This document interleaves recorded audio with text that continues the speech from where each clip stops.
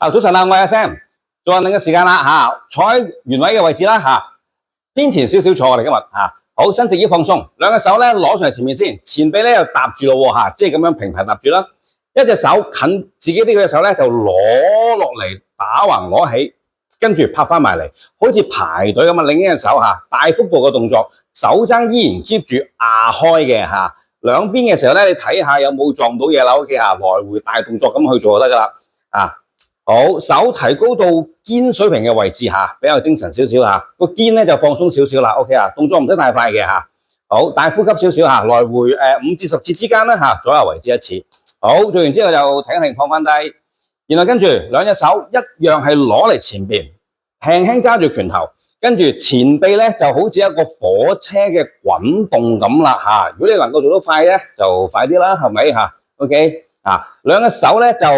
大致唔會撞到自己就得噶啦。其實好嗱，做完之後咧就反方向火車倒後行咯，OK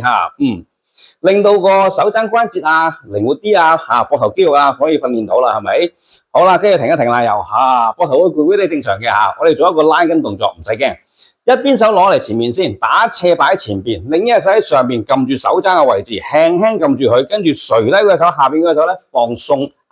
跟住用啲力壓埋嚟嘅時候咧，其實呢個位置咧就會做到個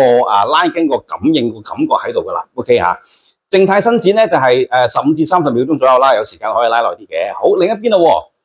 打斜擺喺度先，跟住呢隻手咧就撳住個手踭或者撳住個手臂啦，跟住壓佢埋嚟得噶啦同時間你挺埋個身咧，咁就最好啦。OK 下邊嗰隻手記得放鬆拉一陣嘅時間咧放翻鬆，你可以來回做2、3次嘅。到腳部分咯扶住張凳先，隻腳攞起嘅時候咧打圈，膝頭哥咧好似一個打圈嗰個模式